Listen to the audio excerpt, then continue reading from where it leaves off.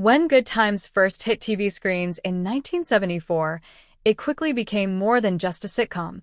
It was a cultural touchstone that reflected real struggles with humor, heart, and honesty. Who is this? What's going on and what happened this afternoon? Nothing. We just had lunch together, that's all. Lunch? At the center of it all was John Amos, who brought James Evans Sr. to life in a way fans would never forget. But after all these years, Amos has revealed something surprising that most fans never figured out. What really happened behind the scenes of Good Times show? Let's dive in. Set in the Chicago housing projects, Good Times told the story of the Evans family, who didn't have much money but had plenty of love, laughter, and strength to carry them through hard times. At the heart of the show were Florida Evans, played by Esther Rall, and her husband James Evans Sr., played by John Amos. They were hardworking parents trying to raise their 3 children, JJ, Thelma, and Michael, while facing the ups and downs of life. What made Good Times so special was how real it felt. Yes, it was funny, with JJ's famous dynamite catchphrase making audiences laugh week after week. But beneath the humor, the show tackled real issues: poverty, racism, unemployment, and the struggles of living in America during the 1970s. Unlike many sitcoms of its time, Good Times didn't shy away from tough conversations. And that's one of the reasons it's still remembered today. The Evans family wasn't perfect. They argued, they worried, and they faced heartbreak. But they always stuck together, and that's what gave the show its heart.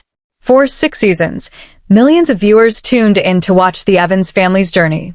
And while fans loved the jokes and family moments, there were also powerful lessons hidden in the stories.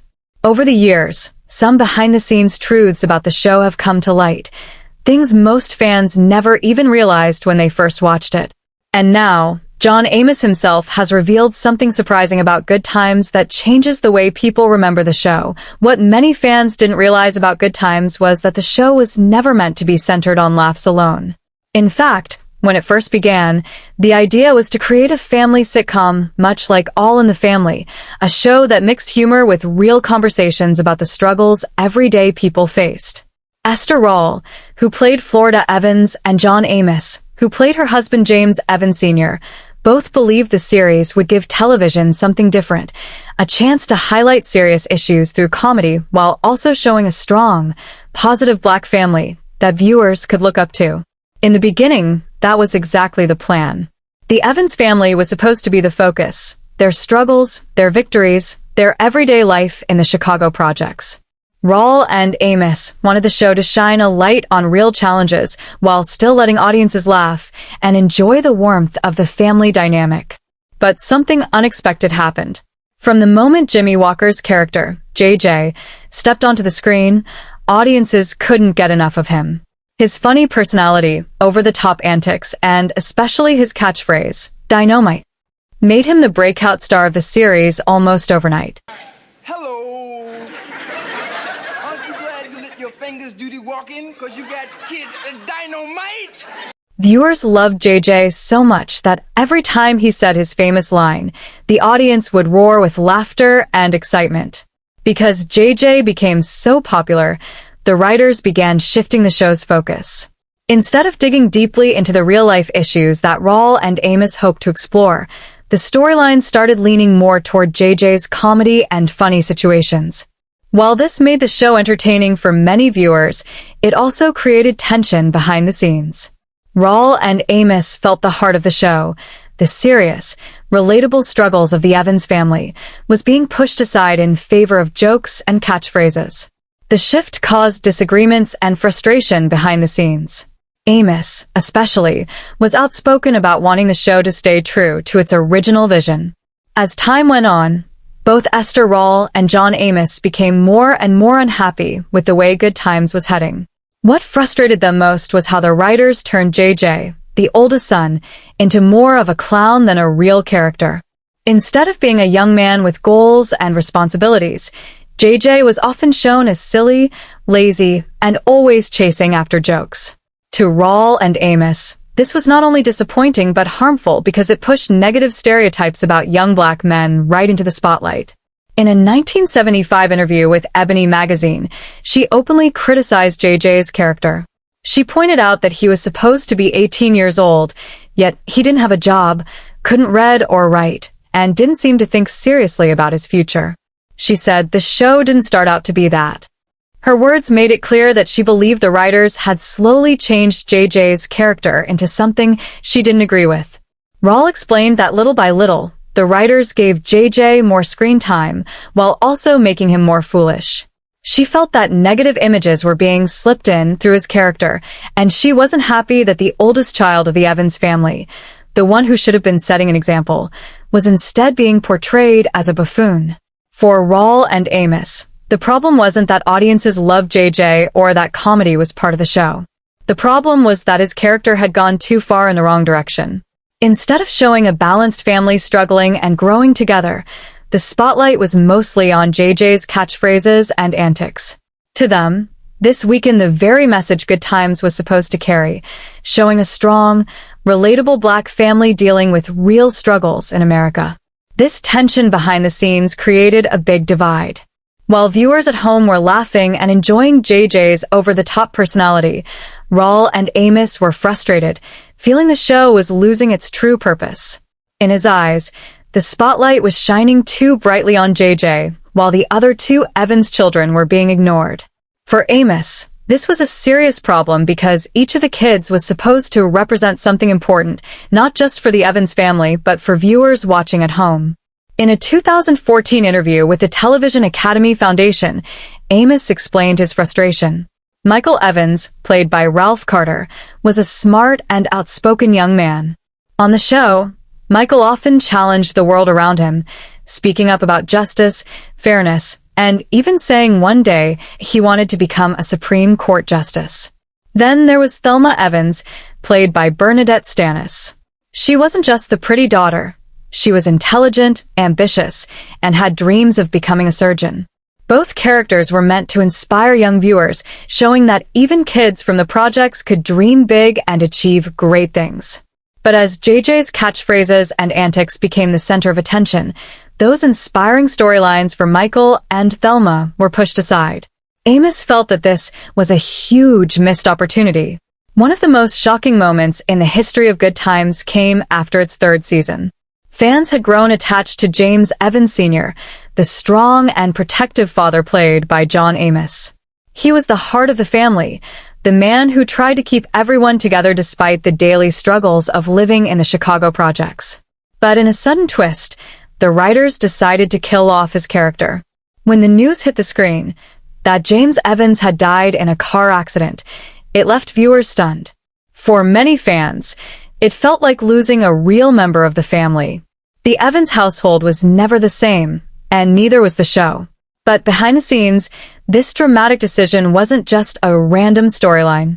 It was the result of John Amos speaking out against the direction of the series. In many ways, he paid the price for refusing to stay quiet. Amos later opened up about the struggles he faced with the writers while working on the show. He explained that his main conflict was with how the writers, none of whom were Black, portrayed the Evans family. In his eyes, their version of a Black household didn't match the reality he knew. He believed he had a deeper understanding of how a Black father would act, how he would guide his children, and how he would handle tough situations. This difference in vision was at the heart of attention. Amos wanted Good Times to remain real and respectful, to continue showing a family with dignity and strength.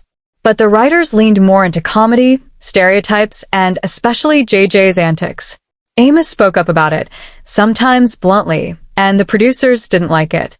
In the end, his outspokenness cost him his job, and James Evans Sr. was written out of the show forever. For fans, it was heartbreaking.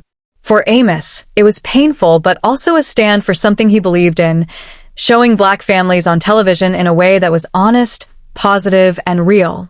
John Amos has always been honest about what happened behind the scenes of Good Times. Looking back, he admitted that the way he expressed his concerns to the writers probably didn't help his case. He wasn't the type of person to sugarcoat his words or dance around his opinions. If something didn't feel right in the script, he would say it directly, sometimes a little too directly. Amos himself confessed, "I wasn't very tactful in my complaints about the script or script points." What he meant was that instead of calmly sitting down and explaining his point, he often came across as blunt, even harsh. He wanted the show to be the best it could be, and he cared deeply about how Black families were represented on television. But in his passion, his words sometimes came out in a way that rubbed the writers the wrong way. He also admitted he wasn't the most diplomatic guy. In fact, when arguments over the scripts heated up, Amos joked that he would sometimes end the conversation with, "Well, let's go outside." This was his way of saying he was ready to settle things man to man, which shocked the writers. These were Hollywood writers, used to quiet offices and polite discussions, not heated confrontations with a towering, outspoken actor. Over time, the tension grew. The writers felt they couldn't work with him anymore, and Amos felt like his concerns weren't being taken seriously. The working relationship broke down completely. Finally, the decision was made. John Amos would be written out of the show. Before season 4 began, the producers let him go, and his character James Evans Sr. was suddenly killed off. By the end of season 4, Esther Roll, who played Florida Evans, had also reached her breaking point. Just like John Amos, she had grown unhappy with the direction of Good Times. She felt the show was drifting further away from its original purpose of showing a strong, hard-working Black family dealing with real struggles. Instead, it was leaning too much on JJ's comedy and silly situations. Rawl had always believed her character was meant to be the anchor of the family, the voice of reason, love, and strength.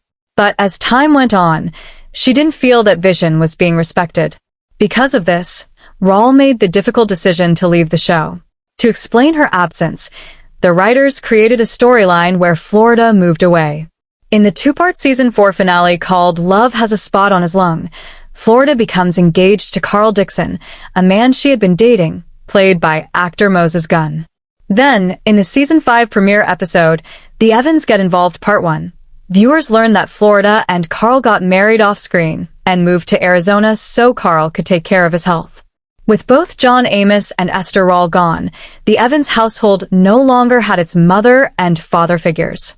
The family dynamic that had made the show so powerful in the beginning was suddenly missing. The responsibility of leading the show then shifted to Jonette Dubois, who played the Evans' vibrant neighbor, Willona Woods. Willona became the one checking in on JJ, Thelma, and Michael, making sure the children were not completely alone as they navigated life in the projects without their parents. This change was a major turning point for Good Times. The series continued, but it wasn't quite the same. Fans noticed the difference right away. Without James and Florida Evans at the center, the show lost much of the heart and balance that had first made it stand out. At the start of the 5th season, it didn't take long for both the producers and the audience to notice something was wrong. Ratings began to drop, and fans were quick to point out what the problem was. Good Times no longer had its anchor. Without Esther Roll's character, Florida Evans, the show had lost the warm, steady presence that gave the Evans family strength and unity. The kids were left without their mother on screen, and while Willona stepped in as a support figure, viewers missed the heart and balance that Florida brought to the series. The producers realized this and decided they needed Roll back. They approached her with an offer to return in a guest role, hoping that even a small appearance would boost the show. But Rawl, who had left the series for serious reasons, wasn't eager to come back right away. She wanted to make sure things would actually change. After some negotiation, Rawl finally agreed, on her terms. She asked for a higher salary, but more importantly, she pushed for better scripts and stronger storylines. She wanted Good Times to get back to its original mission, showing a realistic Black family with dignity, facing real struggles, but sticking together with love and strength. The producers accepted her conditions, and in season 6, she returned to the series full-time. Fans were thrilled to see Florida Evans back on their screens. Her presence once again gave the show heart and reminded viewers why they had fallen in love with Good Times in the first place. The producers also tried to freshen things up by adding a new character, Keith Anderson, played by Ben Powers, who became Thelma's husband. This brought new energy and new storylines into the mix. But even with Rawls' return and the changes behind the scenes, the ratings didn't recover. Viewers had already drifted away, and the spark that had made Good Times a cultural hit in the beginning was hard to get back. By the 1978-79 season, CBS made the decision to cancel the series. It was the end of a show that had started with so much promise, breaking barriers and winning hearts. Good Times left behind a legacy as one of the first sitcoms to put a working-class black family front and center.